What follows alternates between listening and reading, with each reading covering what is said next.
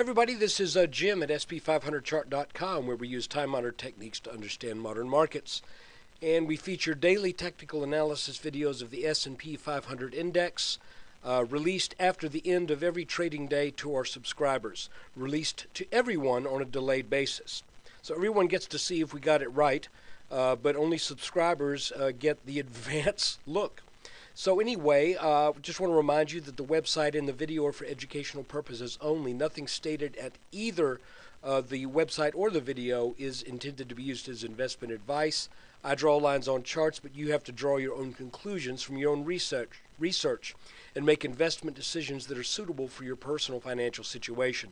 I'm not a licensed financial professional. I'm just a guy that draws lines on charts. And today the question is, what happens if the S&P 500 breaks 1100?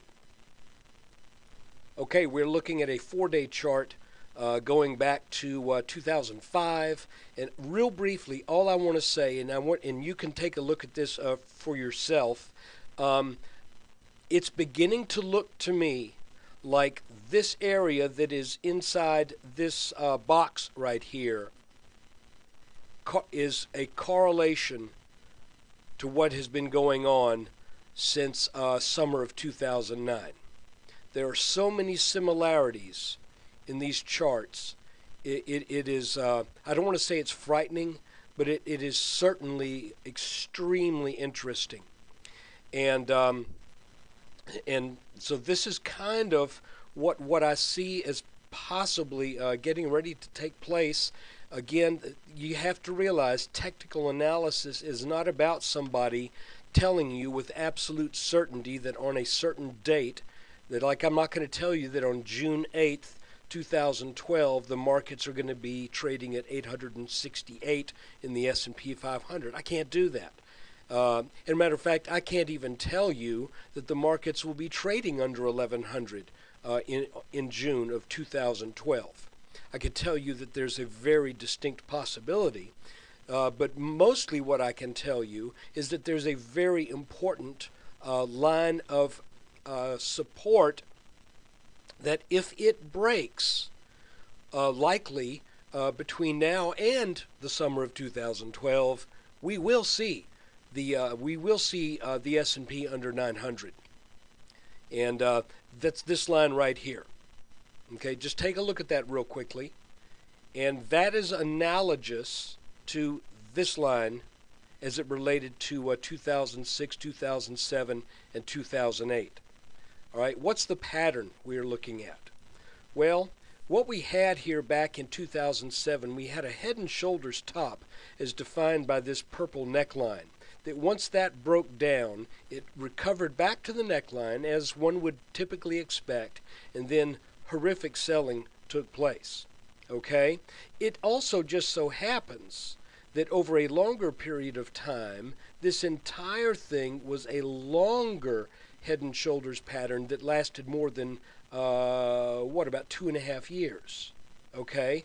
So you see, what is a head and shoulders, by the way? If you don't know what a head and shoulders is, it's when you have a rally, a larger rally, and then a smaller rally, and the neckline is defined as the two low points on either side of the larger rally in the middle. So you have a left shoulder, a head, and a right shoulder. Okay? We had that here, kind of a double head, but left shoulder, head, right shoulder.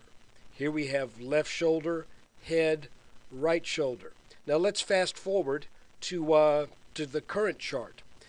Looking at the part above this purple neckline, which is analogous to this, we had left shoulder, head, right shoulder. It did break down underneath that neckline. It did retest, just like it did back here in basically the spring of 2008. Retested that line of support that broke and then became resistance. Now, what else is similar? Well, if we look at the 2 points between here and here back in the late 2000s, it looks very similar to the point in September. When was that low? July, excuse me. looks like that summer low of 2010, and then our low back in October of 2011.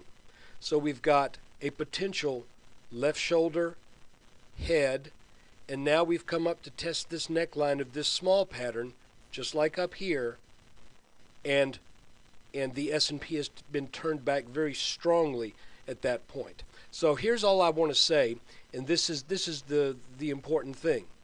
If this line breaks right here, and that would be probably identified by any move in the next month or so under 1100. If that were to take place, then I would expect that this would be working just like a larger head and shoulders pattern, and that we would eventually see the S&P hit a level, and I'm just pretending like it breaks down, let's say it breaks down sometime early next year. That would put us at roughly in the mid 800s. So I want to be clear. This is not a prediction that this is going to happen.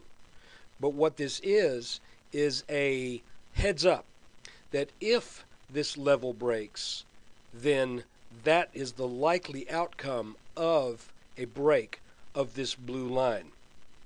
It would not surprise me to see this line be tested, and if it is tested, the market could head straight back up. So again, I just want to be clear. I'm not saying that this line will break.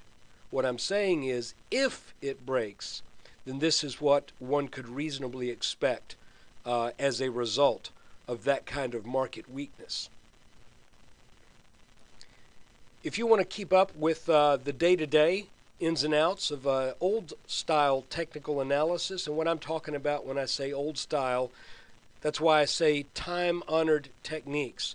These are recognizing chart patterns, trend lines, and analysis that is just a bit, some people consider it antiquated, but I'll be honest with you, it works wonderfully well if you know what to look for.